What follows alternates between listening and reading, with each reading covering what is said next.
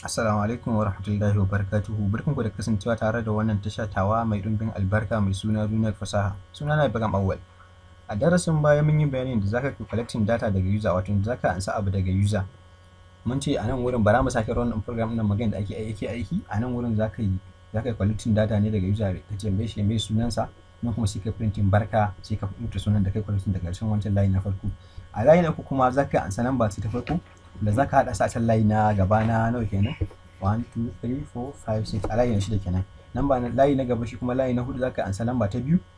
Layi na biyar kuma shi kuma layi na biyar gashi na kama haka zaka haɗa namba ta farko da namba ta biyu.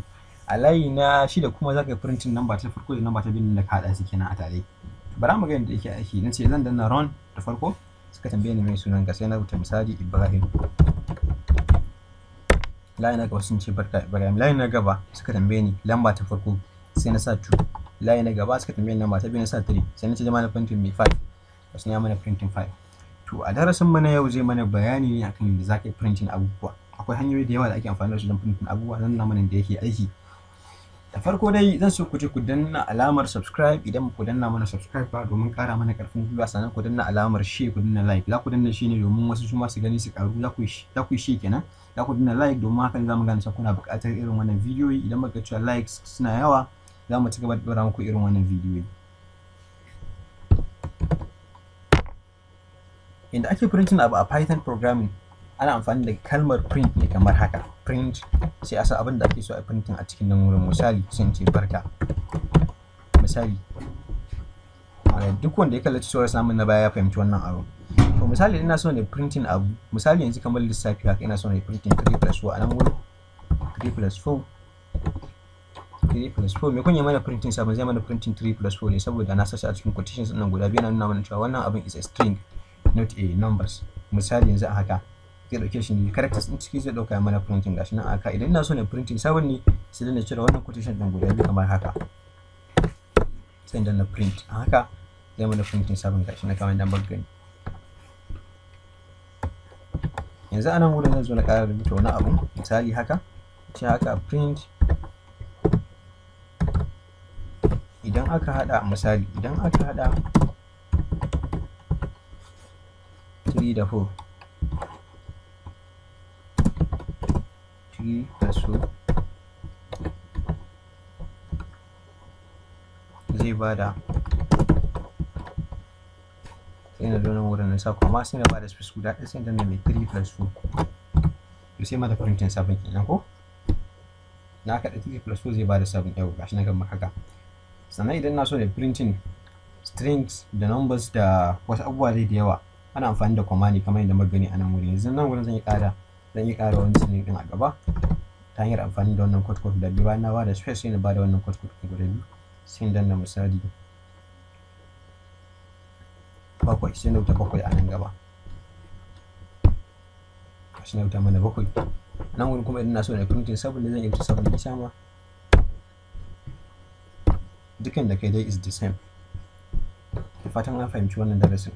Sannan darasin da zamu ƙara yi a gaba shine variables. Idan kuka kalli programs da muka rubuta a baya, zamu ga cewa muna amfani da variable ne, sai mana shine sunan abu da yake kasancewa a bangaren hagu kenan. Shi kuma variable operations din da ake so, misali yanzu na ce numbers, num is equal to 2 plus 3. To anan wurin zamu ga cewa sunan variable din is num, num din kamar nan wurin. Shi kuma abinda variable ne ke containing shine abinda variable ke storing a nan wurin shine nan wurin. Muka ce variable kamar wani rumbu ne da yake storing na abubuwa. Sunan variable yana kasancewa a gefen hagu, sannan abinda ake so variable din yana kasancewa a gefen dama. Sannan ana amfani da equal sign a tsakiyar su domin ya daidaita abubuwan guda biyu.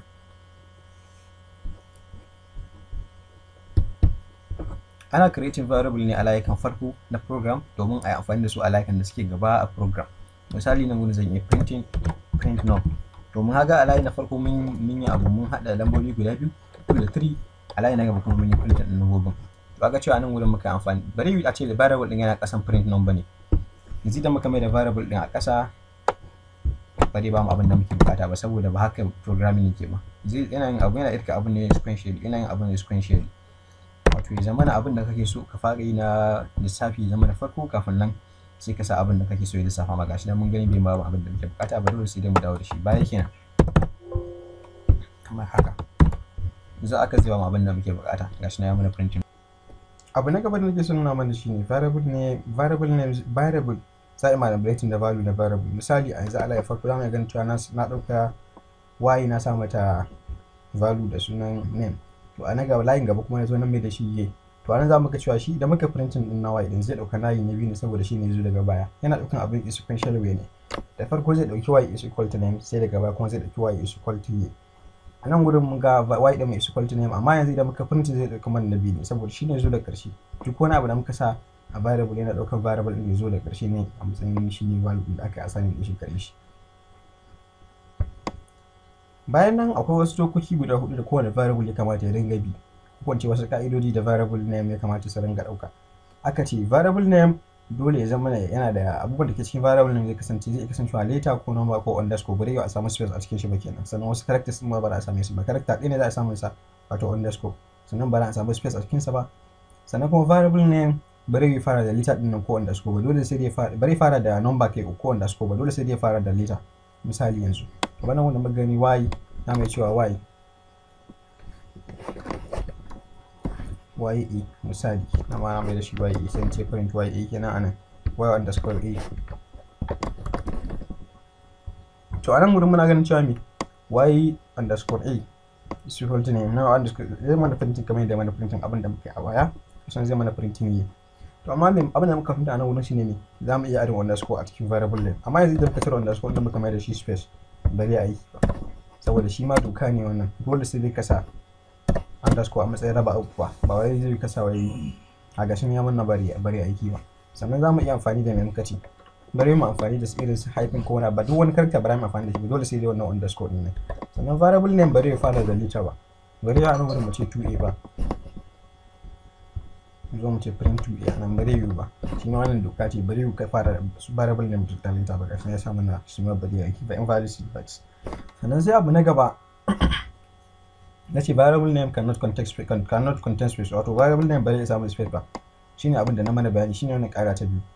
Sannan sai ka'ida ta uku variable name bari fara da number ba. Sannan suka ce me aka ce case matters, wato variable name is case sensitive. Misali na wurin sa 2a katuwar a haka na ma na zo nan bai shi 2a, amma sai da ƙarshe na ce print 2 karamin a bari ba, saboda me nan mun yi amfani da capital letters wato uppercase letters na kuma amfani da small letter wato lowercase letter. Gashi ne muka yi ronin zamu ga wuta mana mai invalid syntax, dole sai da shi ma mu mai da shi katuwar e kamar yadda muka yi amfani da shi a wancan variable name.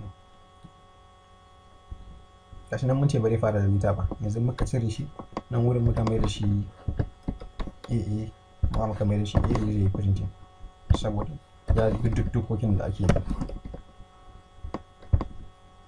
Gashi nan idan kuma muna so mu raba abubuwan ne sai dai mu amfani da underscore mu raba su, amma mun sa underscore. Gashi nan mun gani ta mana printing ne kamar yadda yake. Ba ana ƙara maimaito wannan dokokin guda 4 da kowane variable name ya kamata ya dinga bi. Doka ta farko ta ce variable name bare ya samu letter bare ya fara da variable name kai zai iya farawa da zai iya ɗaukar letters ko numbers ko kuma underscore. Doka ta biyu suka ce variable name bare ɗauki space ba, wato bare amfani da space a cikin variable name ba. Sai doka ta uku variable name bare ya fara da number ba ko underscore. Sai doka ta ƙarshe suka ce case sensitive, variable name is case sensitive, wato small letter daban yake da capital letter kamar yadda muka gani. Akwai wasu misalai da nake so kowa ya duba ya bi sannan ya ga yadda suke aiki. Da farko zan so mu je mu creating box kamar wannan misali a haka, zan ga dabarar da kowa zai amfani da shi. Idan kuma mutum ya yi sannan sai ya tsayar, misali yanzu so ka tsayar da wannan bidiyon domin ka je ka yi wannan abun a cikin tori naka ko kuma wani python abu da muka yi amfani da shi kamar na android ɗin python 3 ɗin nan wanda suke amfani da android kenan. To yanzu zan zo ne creating wannan abu da muka yanzu ana mugun wannan box ɗin nan tukuna. Na yi amfani da print ne na kowane layi, sai mu zo mu haɗa string nan mu haka, sai mu zo mu sa stars ɗin a ciki. Abu da na farko da akwai abin da ban nuna mana ba da na manta ban nuna mana ba, a wajen amfani da string za mu iya amfani da string da guda ɗaya ko kuma mai guda biyu. Yanzu zan iya amfani da wannan kenan ko kuma na amfani da wancan mai da duk da sai ana amfani da su ne kawai saboda wajen bambance. Misali ina so ne amfani da abin da ake kira da position. Misali na so na rubuta Alice bag, wato jakar Alice bag.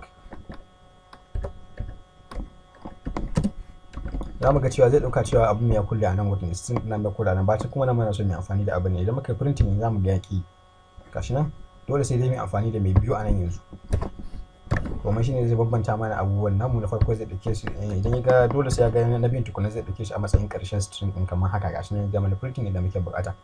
Da fatan an fahimta. Na ce to yanzu ba za mu je mu yi aikin da muka zo yi wato mu creating box mai stars wato mai tauraro din gashi nan zai je danna stars din kamar haka faɗin ina ga haka sai ka zo kai copy din shi a haka sai ka zo ka paste din shi a nan gaba kamar haka.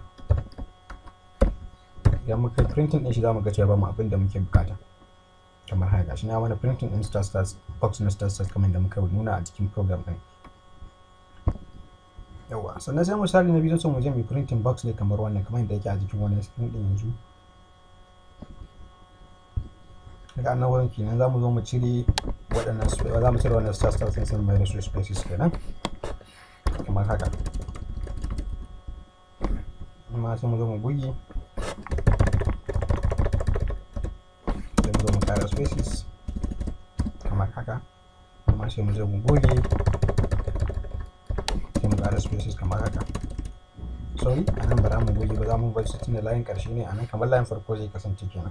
Sai mu zo mu ƙara stars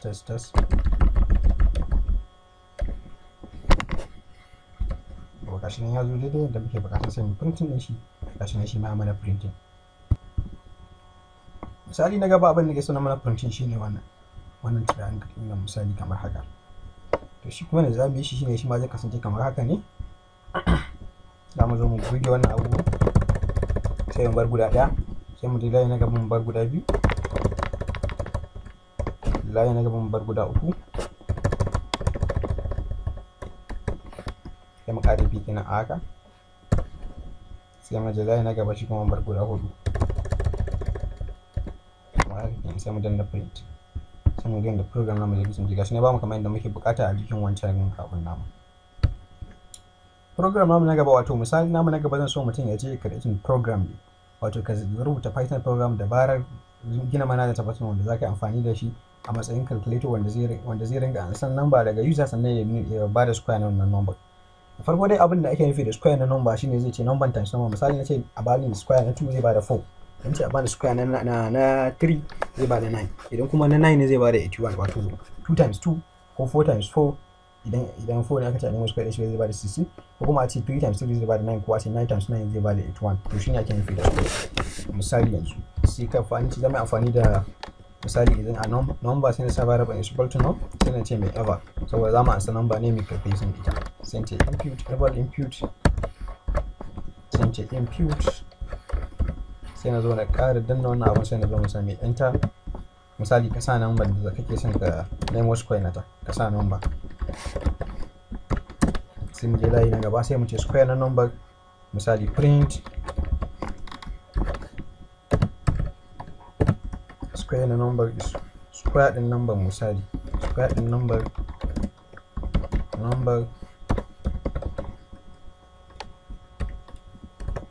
is misali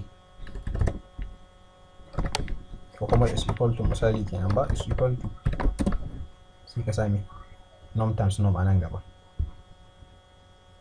Kuma kafin nan yanzu saboda muna ganin muna so mai printing din abu ne amma za mu yi amfani da shi din a haka yanzu nan wani sun ce num times num kamar haka. Dama na ce square na nufin number times number da muka sa yanzu za mu yi times ɗinta da irin number sai mu printing din shi a nan wurin. Misali a yanzu nan wani za mu collecting misali 4 gashi ya ba mu 16. Misali yanzu muka yi collecting 5 zai ba mu 25 kenan muka yi collecting 6 zai ba mu 36.